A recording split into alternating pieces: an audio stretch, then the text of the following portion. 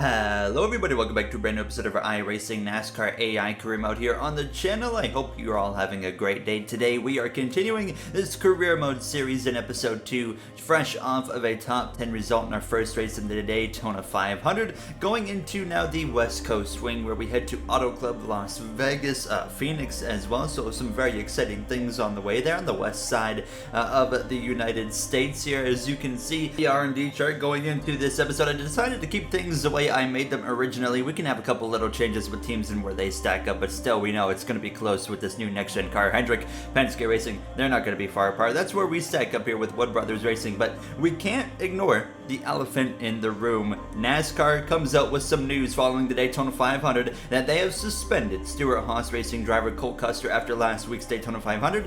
Custer was severely off the pace on the final lap, remained on track, and caused a major accident coming to the finish. Custer has been suspended for 4 races plus has lost playoff eligibility. Ryan Preece is set to pilot the 41 car here in Auto Club as well as Las Vegas. The driver for the other 2 races is yet to be named, but this is going to bring in a couple of other potential changes here which we'll touch upon shortly. But as well, just a little quick thing I'm kind of showing behind the scenes. I'm not going to show the standings because that would spoil this episode, but you can see I'm actually keeping track of all-time stats for all the drivers actually on our roster now. So there you can see those are all different drivers right there. I'm just not showing who to avoid spoilers for this episode. However, we landed here in California for the weekend, ready to go, fresh off of this Cole Custer being suspended news, and this could be big. He's losing playoff eligibility. That's a big move from NASCAR. That's how severe this penalty is for Custer, causing a big accident on that final lap and kind of manipulating the finish of that race. So it's going to be interesting because it could lead him to being dropped from Stewart-Haas Racing here as we were ready to kick off this race weekend here in the Los Angeles area. And there's the Auto Club Speedway here in Fontana, California. What could be the couple final times they're coming to this 2-mile oval before they of course go under the construction and change it into a short track here as we were ready to take this number 21 machine onto the track. Got a new paint scheme on the car today, which you'll see here momentarily as we were ready to get on the track. Alright boys, a great weekend there in Daytona. Let's continue it into this weekend, a completely different vibe here with Auto Club, but I mean, I don't see why we can't finish in the top 10 again. Let's make it happen. There you hear myself on the radio to the team, ready to go onto the track and get our first laps of practice in a bit of a cloudy day. Not too cloudy, but there is a little bit of cloud cover over the track here. As you can see, the paint scheme that we're running, it's a one-off paint scheme. It's a black-pink paint scheme here. As you can see on the side of the car, they got all the Blackpink members from Rose, Jisoo, Jenny, and Lisa, but their album just came out, the Born Pink album, so we did like a little crossover right there as we continue here on in practice now, trying to get a feel for the track. Where do I want to be running? Do I want to be on the bottom? Do I want to be on the outside? As you guys know, in usually oval racing, I like to run the outside if possible, and Auto Club is one of those tracks where you can make the outside work, so that was certainly a positive right there as we had crossed the line here in practice and actually went up to P2 on the charts. So ending practice pretty well, but I was pretty confident with the car pretty quick, so I didn't really see much of a need to make too much adjustments to this thing. So we would get ready here, and you can see the top 10 on the board here in practice. Things were looking pretty solid for us. However, practice is just, well, practice. We gotta have, of course, back that up with qualifying as well as the race, which is most important here. But we need to make sure we get a good qualifying effort. We qualified P2 in the Daytona 500, ended up starting first, not credited with pole because Larson just failed pre-race inspection. So here we are now looking for, hopefully, my goal was more of a top 15 here in Auto Club, and that's kind of the goal for the race, a top 15 as well with this Wood Brothers Racing machine. This is not a car that's going to actively compete for wins. We've already acknowledged that. We're just really trying to impress in this first season, but we come through to cross the line, and we originally go P12, but we would quickly drop down to P17, and then as we come through 3 and 4 on this final attempt, it was actually Kyle Larson looking for 2 back-to-back poles in the 500 as well as in Auto Club, but we're going to come through down this front straightaway to cross the line through the tri-oval. It's going to be a decent lap here. Kyle Busch is actually going to go on pole. We're going to be P20, so still some work to be done, but there you see the top 10 qualifying order there, as well as we, like I said, down smack dab in the middle of the field. It's going to be an interesting one. The racing gets pretty wild here, so we're going to send it over to Alan Bailey for the pre-race. Let's kick it off from Fontana, California. We're in sunny Southern California, about 50 miles west of Los Angeles in Fontana, California, for the second race of the season.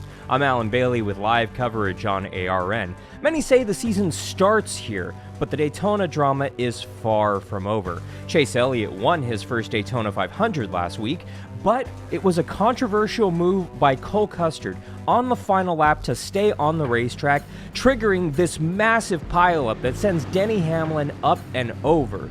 Custer was suspended 4 races this week by NASCAR and will not be eligible for the playoffs this season. Stewart-Haas has put reserve driver Ryan Pearce in the 41 Ford for today's race and for next week at Las Vegas. Rookie Gary Owen impressed at Daytona with his first top 10, but he did have a little on-track drama with race winner Chase Elliott. This rivalry might just be starting. Let's see what these new cars can do on an old surface at Auto Club Speedway. Well, that rivalry between myself and Elliott, as Alan mentioned, take off here today in California. We're about to find out the pace car is off. Kyle Busch, Joey Logano, they lead the field to the green flag as we are underway here from Fontana, California. The West Coast swing, 3 consecutive races are underway with California, and then we head to Las Vegas, Nevada. Then we head to Phoenix, Arizona. Very exciting as well, and actually the best part about it is we can actually truck everywhere instead of having to fly, so makes it easy on travel for this Wood Brothers Racing team here. As you can see, Kyle Larson already 3 wide with Ryan Blaney, as well as that number 45 of Kurt Busch. And there's Christopher Bell in that Rheem number 20 machine heading down up the inside of Joey Logano into turn 3. And then just a little bit further back, you can see these scraps. And immediately you can see in 3 and 4 all of this multi-groove racing. And this is going to be a common trend all race long. These AI, they really like to scrap it out. And they will go 3, 4 wide if they need to, just like we saw in Daytona. And we saw our crazy moments in that Daytona 500 in that first episode. And it was all about avoiding chaos there. You saw myself ride in the back of the Daytona 500 for what I would say the first 3 quarters at least in that race. Even after starting up at the front, we dropped back pretty quick. So here it's a completely different vibe. It's Auto Club Speedway. We don't anticipate seeing any big wrecks. I don't know if we're going to see any wrecks. You never really know with Auto Club. So I was trying to get the elbows out, trying to learn as much as I could here on this 2-mile circuit. And I was a little bit concerned. Here's now you actually see the RPM GMS driver of Eric Jones trying to go by on my outside, but look at us there, 3 wide on the inside there. But I was concerned about tire wear. I didn't know what lane was going to abuse my tires the most here. It's been quite a long time since I've driven at Auto Club, so I didn't know if the inside was helping me or hurting me. So you can see though on the inside we are able to make up some good time here right to the back of the number 4 Mobile 1 machine of Kevin Harvick. Nearly some contact there with Tyler Reddick, and then on the exit of turn 2 now we are finding ourselves 3 wide in the middle here down the back straightaway with Harvick and Bubba Wallace, and this would continue. We were 3 wide, 4 wide in the middle at times now, as Daniel Suarez in that number 99 had joined the party as well behind us. You could briefly see him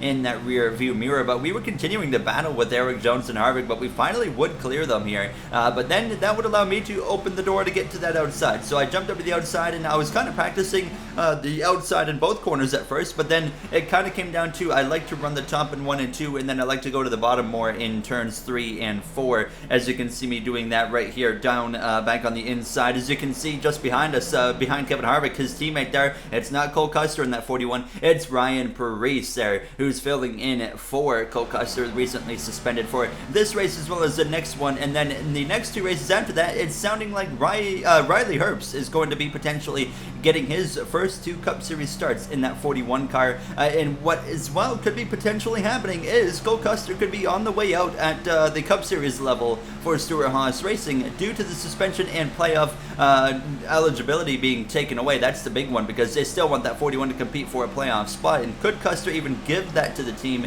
to begin with? We don't know, but you can see still battling with Kevin Harvick, Martin Truex Jr. Truex had a bit of a rough qualifying effort here in that Bass Pro Shops number 19 compared to his teammates, so he was trying to work his way forward. As you can see, these battles continue here as it's only a 15-lap stage, so same amount of laps as the Daytona 500, which means same stages as well. So stages end lap 15 15, lap 35, and then 65, of course, for the race. But it was Kyle Busch coming through out of turn 4, cruising to a stage victory here at the conclusion of lap 15. He dominated stage 1, led every single lap. Chase Elliott is going to be runner-up there in second place. So overall, a solid stage, of course, for those two drivers. As you can see, Christopher Bell in third, Byron fourth, Blaney as well on back through to the top 10. A little mess right there. We were unfortunately outside of the top 10 as we were getting ready now for pit stops. And just like in Daytona, a very mixed strategy from drivers. Not sure why some of these AI determine that it's smart to stay out when they don't have a whole lot of fuel left in their cars, but they decide to stay out anyways. And if we get an early caution or something, then it benefits them quite well. And you know, speaking of a benefit, that's not one right there. I overshot my pit box, so we have to throw it in reverse and get back there into our pit box to service the car there. But we would exit alongside Bubba Wallace. That wraps it up for stage 1 here from Fontana, California, and Auto Club. And it's going to be Kyle Busch, your stage 1 winner here from Auto Club Speedway.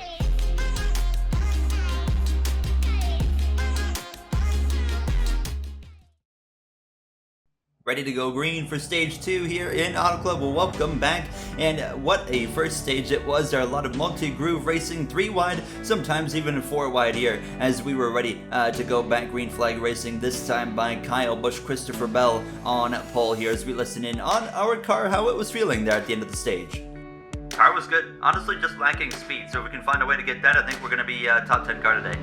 There you hear it. So we have a good handling car, but we don't necessarily have the speed that we're looking for here as the pace car is going to pull up. Kyle Busch is starting P1 for stage 2. However, he was one of the drivers, a part of that group of about 7 or 8 that stayed on the track. So how well that worked out for him, we're about to find out as we are back underway for stage 2. It's Kyle Busch and his Joe Gibbs Racing teammate of Christopher Bell up there, as well as you got some Penske drivers of Blaney and Logano. Then there's Hendrick Motorsports, Kyle Larson, as well as Alex Bowman. You got Hamlin, Ross Chastain, Byron Elliott up there in the mix as well. Looks like all Hendrick cars currently inside of the top 10. Byron being the lowest running one there. You see the 14 of Briscoe there on the inside of that number 1, and Kyle Busch already out to about a 4 car length lead or so as they head down into turn 3. I got Bubba Wallace up my inside here down into turn 3, and then here goes Michael McDowell. So this time doing things a little bit different here in stage 2. Right off the bat, running up on the outside through 3 and 4, and you can see right up there, they're 4 wide there briefly. I think they're up in front of us. Might have been some contact, I couldn't tell, but there was at least a bit of a stack up right there now as we're alongside Ross Chastain down this front straightaway, getting that big suck right there from the 48 of Alex Bowman down into the corner. Kyle Busch continues to pull away already. What a strong car that Interstate Batteries machine has right now as we come through the center of 1 out of turn 2, right to the back of that number 1 of Chastain. We're going to give him a push here down the back straightaway now. Chastain's second race for Trackhouse Racing. How will this debut season for Trackhouse work out for Ross Chastain there? As you can see us passing the 19, the 48, the 34. It's 3 wide in front of us. Harvick on the apron. I'm going to make a 4 wide here down the front straightaway. A big move, a lot of momentum on our side to make it happen, and we head down into turn 1, and we're going to get about a 4-for-1 special there. We might be a rookie, but we are not driving like one here today. We are getting the elbows out, and we are going for it. We have a tire advantage here compared to a lot of these drivers in front of us, so why not abuse that power that we have and make something happen here? So up inside the top 10 here on lap 22 as well. Kurt Busch, though, still battling it out with us here on the exit of the corner. Kyle Larson there just in front of us as well, and you can see he's fading a little bit as well, so we're going to jump down to the inside behind him and continue to battle. We got past that number 5 of Larson. Ryan Blaney holding up Kurt Busch a little bit now. We're going to get side by side with them. We're up in the top 5 at this point here, running right on the bottom though here on lap 23. Truex to my outside. We did get past Ryan Blaney, but Kurt Busch still up there on our outside as well. We're slipping and sliding there down the back straightaway on the exit of turn 2. Are we going to save it? Yes, we will. Hold on. We are still sliding. The caution is going to fly, and we do at least lock it down and not crash the car, but that is a mistake I have made in this next gen car, not only in AI racing but in AFIX racing all the time. I always on the exit of the corner, the wheels sometimes like to float. It gets really floaty, and then you just completely lose it, and that time it just happened right there. And it's crazy because there's so many little inputs going on to try and save it, and then one little movement just too much, and well, you see what happens. A bunch of cars that did not pit at the end of stage 1 did come into the pit lane there, including myself though, to get another set of tires on the car.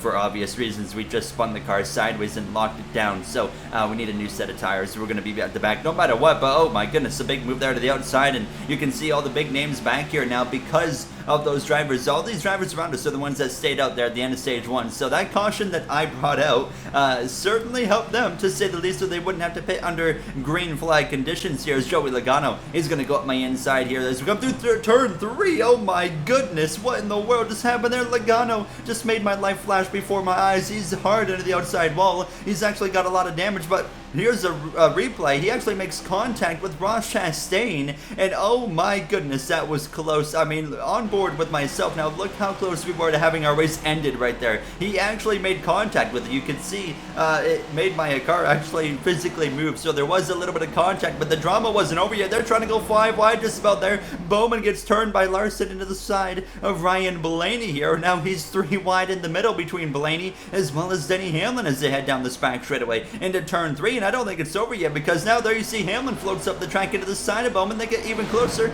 more contact there. Bowman getting absolutely bullied here in the first 2 races of the season. Daytona was rough for him, and then he had that moment as well. And actually, I was absolutely loving this stuff here now as I'm up here in the top 30 once again, though, just trying to survive and get through this final stage, which was actually now on the final lap already of stage 2. Still couldn't believe how close it was to that accident with Joey Logano. Logano, by the way, a lot of damage. He was out of the race basically at this point here. Now he had way too much damage on the right side of that car, but you see Bowman actually able to get back past me and Chastain following through. But look who it is here in stage 2 coming through to win. It's Chase Elliott on the exit of turn 4. He's holding off the number 45 of Kurt Busch. So Elliott starts the season out with a Daytona 500 victory, as well as now a stage 2 victory. That's already 6 playoff points to Chase Elliott's name. He's already accumulated more playoff points than I guarantee some drivers will actually start the playoffs with there. But you can see the finishing there of that top 10. Not quite a top 10 for us. And once again, mixed strategy here. A lot more cars stay out though. This time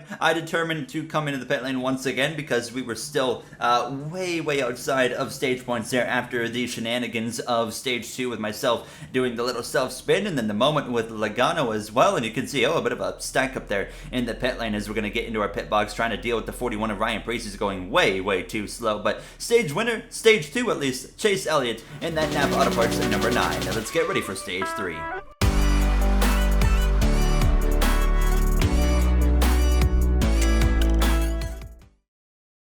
One final stage to go. The sun continues to slowly go down here in this late afternoon from Auto Club. I was hoping that it was like going to rain or it would like have a red flag or something, because I want to race here in the nighttime. Hopefully in the 2023 season, in season 2, maybe we can get a night race here in Auto Club now. As speaking of the schedule, expect quite a few schedule changes going into 2023. Not hugely drastic, where it's going to change everything, but certainly some changes that NASCAR in real life wasn't going to do. As we are underway for this final stage, Chase Elliott leads the way down into turn 1 over Kevin Harvick, as well as that number 45 of Kurt Busch. Look up there in the mix in the top 5. You got the 34 of Michael McDowell, Bubba Wallace, William Byron, as well as Martin Truex Jr. So don't count out that number 23 or the 24 of Byron or Wallace here. But look at this, Elliott again. It seems like the leader has such a huge advantage on the restart here in Auto Club. They're really able to pull out a nice comfortable gap. There's RCR of Austin Dillon and Tyler Reddick side by side as they come through turn 3 and out of turn 4. And you can see that it's kind of getting into that kind of a little wasp's nest. It feels like it's so condensed. You just get into this big pack of cars and you can't get away from each other for like 10 laps at least there now, as I'm on the inside, getting now up to the outside. So we're into the top 30.